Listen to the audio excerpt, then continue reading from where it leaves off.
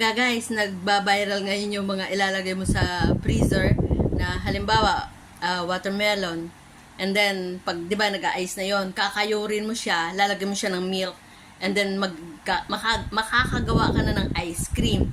Eh di ang ginawa ko naman, etong orange.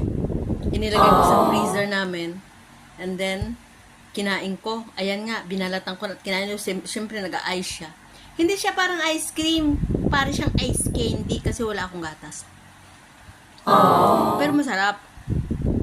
Mas masarap siyang kainin kaysa sa yung hindi siya na frozen. Ewan ko lang. Depende sa taste mo. Pero para sa ako, masarap siyang kainin na yung parang may nag-ice siya. Lalo't yung panahon ay mainit. Ang sarap. Hindi siya maasim, ha. Naano lang ako sa lamig.